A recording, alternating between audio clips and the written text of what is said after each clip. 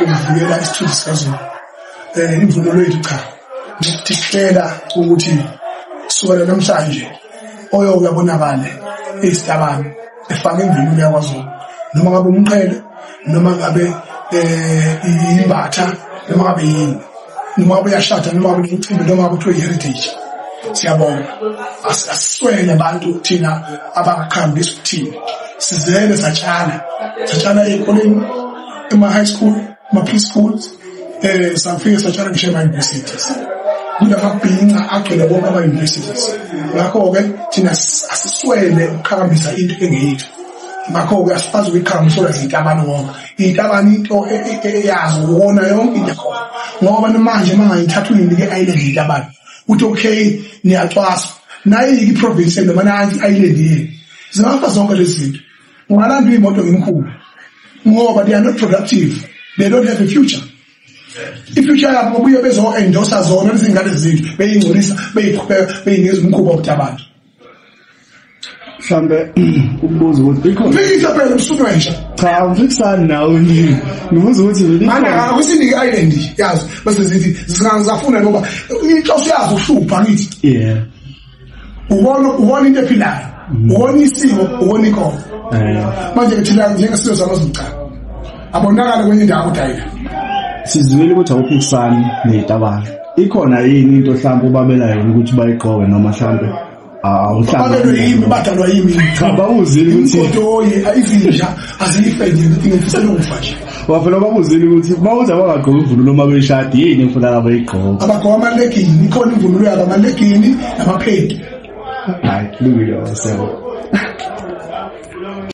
kuziyamfethu hayi sibonga kakhulu sibonile nalapha enkundleni zokuxhumana ukuthi lokuyale gcina sasabona nalanga ngizolo la igoli yes ithi mhlawumbe nawe ngingake kwethu ubeke umbono wakho ngoba thina sabantu bakwaZulu futhi mawuzuza isithuba sokhuluma iqiniso lonke eqiniso lodwa kwayena lo mfana lo uSomizi yes ukhuliswe ngesintu unobuZulu unomsamo uyazazi izinto ongadlalelwa kuzona yes yingakho nje naye ngincoma kwesisikhathi kuthelile indlela engize ngayo englex usipondele kulento ikhombisile ukuthi ukhona ukukhula nakho yabona usengayiphethe ngendlela kasephethiswa abanye abantu with regards to what's going on right now with the homophobic my caution to you, don't allow them to make you emotional. You know who you are. And don't stoop to their level. Back. All you need to do is just to be yourself 100%. But also, I'm not inciting violence, but also there needs to come a point where they know who we are and we're not backing down. Makufane sugar is a sugar. Get ready with my sugar is soft and bedeli. Thank you.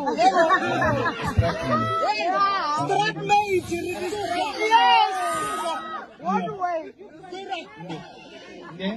Whether you're a lesbian, gay, bi, trans, when it's time to fight for your rights, we will fight for our rights.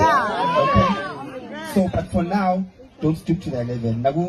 Qhubeka nokusangana yabona iqiniso uyalazi ukuthi nje ngidlalela imvunulo yakwaZulu ngakho ke mina ngimile lapho akukho sitabani ngoba ngiyabonga ngixolela mina nokuthi mina namaflag yethu akukho sitabani savunula ngemvunulo yakwaZulu kwathuleka because lento imvumo adwazi ingwe nexobizile futhi ke phela ayikho impilo sophinde siyikhuleka ngoba lento yokutabani lena eniyenzayo yenu ngiyazi ukuthi niyenzelani nizathu izithini kodwa msala ukudlalela la imvunulweni hayi kuzwakele gcuna ingakho nami ngizile izolo bengithi angizwi kwaMayimayi kodwa ngabona ukuthi nangiyeke ukuba ligwala ngoba nguNkulunkulu wezitabuzori angize ngizoyitshela bukhoma ukuthi ngimelene sinazi izinto ngoba ningibona ngihlobile enyaweni ngigqokile ikepisi namhlanje sinezinto zethu angiphingwanga ke mina ngizalwa kwaZulu ngwasemahlabathini laphana ngingwakwazwana ngiphingiwe ingakho ngiyilwa nami ukuthi cha bobo sinezinto zethu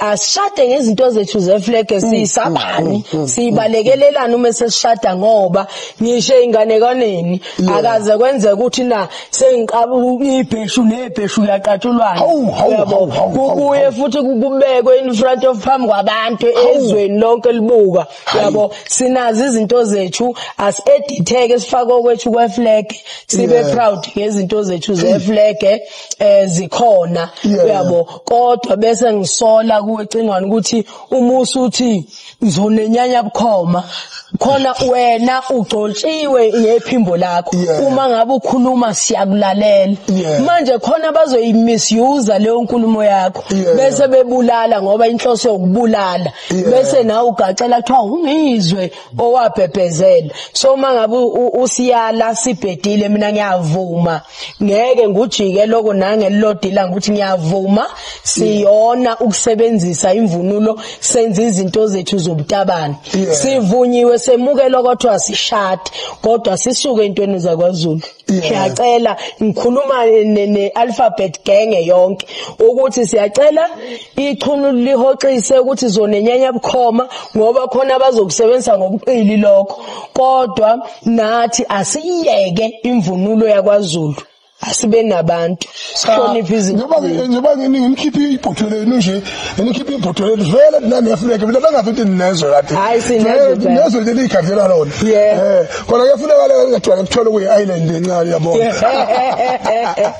esibona ukuthi izosijike siyobonga lapho kubahlobonye isijike la izathu ukuthi mina ngangisho kanjalo mina ngithuma umuntu mina ukuthi enze into wrong kodwa ukulwa ubhodloza udonga labantu abangafinisela ukulalela nokufunda ukuthi imvunulo yakwaZulu impepho yethu umsamo wethu akufanele at same time zikhuzane etabani ukuthi hey uncingile hey wena uncingile hey wena kokona ungayenzi lento eyenzayo usuku uya trespass manje laba bantu siphila nabo ngisho emcimbini bafike baphatha inhlelo bayiphuzela khona bayihlekiselayo asinayo inkinga mithina indaba yetabani kodwa hayi ngempepho yethu ngeke lapho phela ke umiso nobatshana ngafa ke lapho kuyaphela ke kodwa lokuthi lokhu bona begcine bengahoxisi bengaxolisi khona ke lokhu kokudala ukuthi kuze kuphume igama lokuthi ingathi impela ke manje ke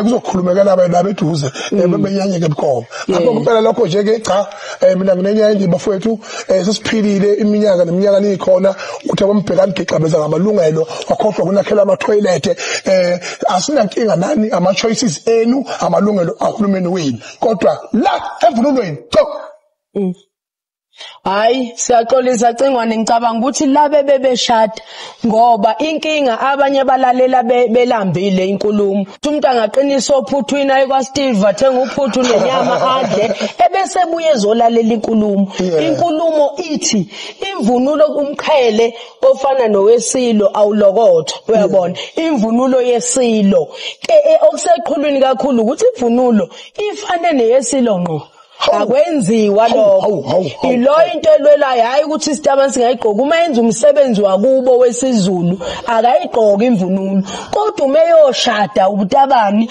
akasebenzisa kweflag sinento zethu ayigqoke phuma nje banizwe leni phuma nje emvunulweni lakithi phuma nje emvunulweni lakithi phuma nje emkheleni yakhe phuma nje sasibongile thank you aswele thina abantu abazoba ama-ambassadors isikhulisile ey'nganeni ukubhinqa sifakile ema-university sakufaka yonke indawo si-right nje phumani nje ukuze sibe ne-peace bakwethu phumani nje emvunulweni yethu angisafuni lutho nje ayezwakala nosaliwa siyambona ukhulisa iqhawe lapha asanda amaqhawe kwaZulu asishodi ngamaqhawe akakhulu nomgube nawo uyazala lapha naye lapha cha ababukhalele ubuthongo baba bafana I love you so much. Thank you. Ubonga mina. Yes. Thank you.